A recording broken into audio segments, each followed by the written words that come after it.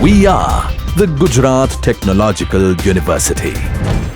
Since its inception over a decade ago, GTU has been empowering young and curating minds to realize their true potential. Over 4 lakh inspired students are enrolled with one of the premier academic universities in India. With more than 450 affiliated colleges in its fold operating across 5 zones of the state, GTU, the International Innovative University, your place to move forward.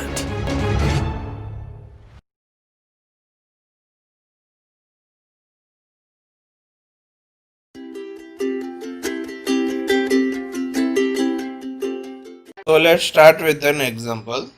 Following data is taken from no load and low rotor DC test of 3-phase star connected 40 HP મોટરના rating આપેલા છે, 60 hertz frequency આપેલી છે, 460 vote જે volt આપેલા છે, અને induction motor with the rated current of 57.8 ampere rated current આપેલો છે. The lock rotor test is made up at 50 hertz to minimize the errors due to saturation and skin effect. Skin effect ને સેચ્યુરેશનના જે લીધે error આવે એના લીધે લોક rotor test 50 હર્ટ્ઝે કરવામાં આવી છે. ડિટરમાઇન ધ મોટર પેરામીટર્સ, મોટરના બધા પેરામીટર મેળવો.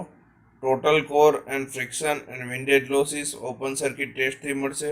Draw appropriate equivalent circuit of the motor.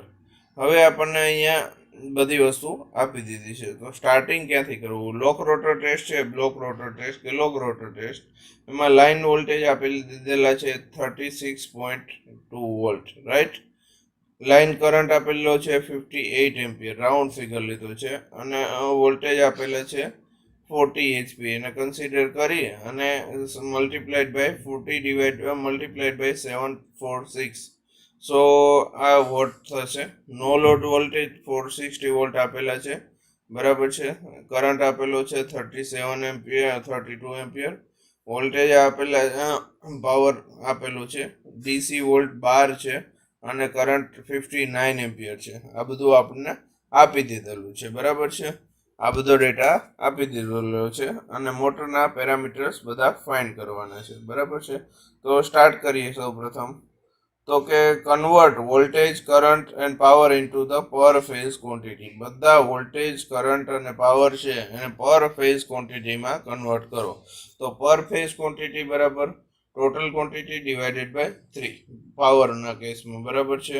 તો પી લોક રોટર ટેસ્ટમાં પાવર કેટલો છે? 2573.4 vote divided by 3. It should be equal to 857 watt.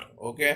No load ટેસ્ટમાં પાવર કેટલો છે? 4669.4 watt divided by 3. That should be equal to 1559 watt. Okay. Now we had converted power quantities into per phase quantity. Now what about the current? Current here in ILR equal to 58 ampere for star connected winding. Line current is equal to phase current, so ILP is equal to IR. Okay, IP. So there need not to be converted into phase quantity, so IL is equal to IP. Now voltage should be converted. Voltage equal VLR equal to VPH by root 3. So VPH should be equal to 36.2 volt divided by root 3. That should be equal to 20.90 volt. We no load voltage is given at 460 volt per phase. That should be divided by root 3. So its answer should be 265.6 volt. And no load current is 32.2 ampere. Okay, it is per phase quantity. All quantities are converted into per phase quantity. બધી ક્વોન્ટિટીને આપણે પર phase quantity convert કરી દીધી. સૌથી પહેલા R1 find કરવા માટે DC test વેલ્યુમાં RDC બરાબર શું થશે? ઓહ્મ્સ લો પ્રમાણે V ઇક્વલ ટુ IR. તો VDC equal to IDC into RDC. તો VDC ની વેલ્યુ કેટલી છે? 12. IDC ની વેલ્યુ કેટલી છે? 59.0. તો એની વેલ્યુ કેટલી થશે? 0.20 ઓમ આરડીસી ની વેલ્યુ મળી ગઈ. હવે for star connected network motor R1 બરાબર આરડીસી બાય 2, તો આરડીસી ની વેલ્યુ કેટલી છે 0.20, okay, divided by 2, that should be equal to 0.102 ohm per phase. R1 ની વેલ્યુ મળી ગઈ છે. હવે સ્ટેટર વાઇન્ડિંગ નો રેઝિસ્ટન્સ R1 ની વેલ્યુ મળી ગઈ છે. Use the lock rotor test values to find the resistance R2. હવે આ રેઝિસ્ટન્સ R2 અને સ્ટેટર લોક રેઝિસ્ટન્સ રિએક્ટન્સ X1 અને X2, લીકેજ રિએક્ટન્સ X1 અને X2 ની મદદથી મેળવશું? તો કે બ્લોક રોટર ટેસ્ટના ડેટા ઉપરથી મેળવશું. તો Z બરાબર શું થશે VLR બાય ILR. તો Z ની વેલ્યુ VLR ની વેલ્યુ આપેલી છે 20.9, ILR ની વેલ્યુ છે 58.0, that should be equal to 0.36 ohm taken okay. Now R ની વેલ્યુ આપેલી છે, તો રેઝિસ્ટન્સ નું ઇક્વેશન શું થશે P equal to I square R. એમાંથી R ને કરતા બનાવતા શું થશે PLR divided by I square LR. તો આ કિંમત થશે, તો એની કિંમત શું થશે 0.25 ઓમ પર ફેઝ. તો આ R બ્લોક રોટરની ટેસ્ટ ની મળી ગઈ છે. ફોર રોટર રેઝિસ્ટન્સ R2 ની વેલ્યુ શું થશે RLR માઇનસ R1. તો RLR ની વેલ્યુ છે R1 ની વેલ્યુ છે, તો R2 ની વેલ્યુ કેટલી થશે 0.1503 ઓમ પર ફેઝ. આ R1 ની વેલ્યુ થશે. બરાબર છે. Now find XBR. Okay, now find XBR at a test frequency of 50 Hz. તો કે 50 Hz ની ટેસ્ટ ફ્રીક્વન્સીમાં ZBR 15 છે, RBR 15 છે. તો ZBR 15 square root of ZBR 15 minus R square 50, that should be equal to ZBR 15 નો square minus RBR 15 નો square square રૂટમાં છે, તો આની વેલ્યુ આવશે 0.2545 ઓમ. Now convert this result into 60 Hz. તો આ રિઝલ્ટને 60 Hz માં કન્વર્ટ કરવું હોય તો 60 વડે મલ્ટીપ્લાય કરવાના અને 15 વડે ભાગવાના.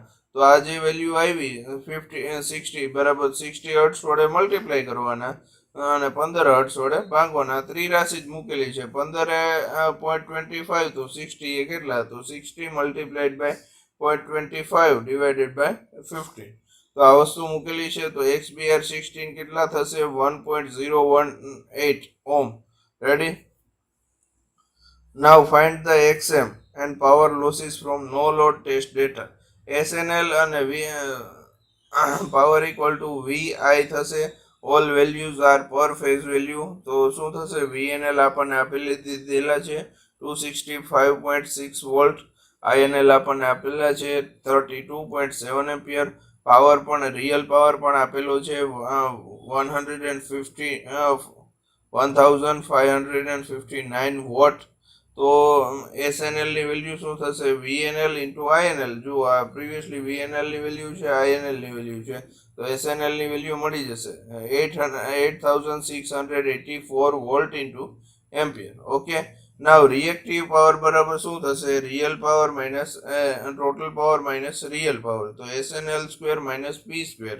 તો આ બે વેલ્યુ છે SNL square minus P square. તો રિએક્ટિવ પાવર મળશે. રિએક્ટિવ પાવરની કિંમત ઉપરથી આપણને શું મળશે I square X. Reactive power બરાબર શું થશે I સ્ક્વેર ઇન્ટુ XNL. તો I સ્ક્વેર ની કિંમત આપણને ખબર છે 32.7 એમ્પિયર સ્ક્વેર. QNL ની કિંમત આપણને પ્રીવિયસલી મળેલી છે, તો XNL મળશે 7.99 ઓમ.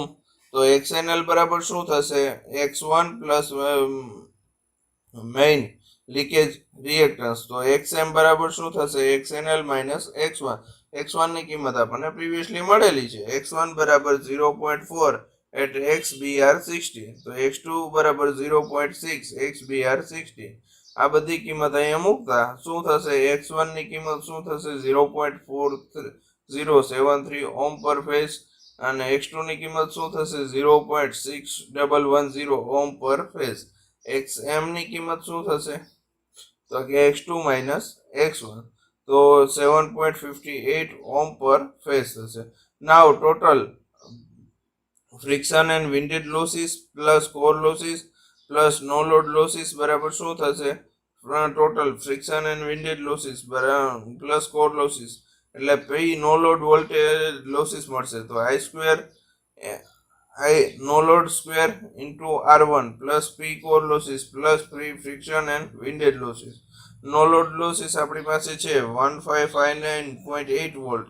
નો લોડ કરંટ છે બરાબર છે 32.7 એમ્પિયર. R1 છે આપણી પાસે 0.102 ઓમ. તો આ બધી કિંમત અહીંયા મૂકતા શું મળે? અનનોન ક્વોન્ટિટી આપણી પાસે બે જ છે, friction and windage losses and core losses. તો એને કરતા બનાવતા શું મળશે આપણને? ફ્રિક્શન એન્ડ વિન્ડેજ લોસીસ ને કોર લોસીસનો સરવાળો 1996 વોટ પર ફેઝ મળશે. બરાબર છે. એ કેલ્ક્યુલેશન કરતા રહેજો સાથે સાથે કેલ્ક્યુલેટરમાં પણ. બરાબર છે. હવે આપણે આ વાત આવે છે approximate equivalent circuit. Equivalent circuit આપણે જે રીતે ડ્રો કરતા એ રીતે ડ્રો કરવાની છે મિત્રો. પહેલા R1 લેવાનું છે, JX1 લેવાનું છે.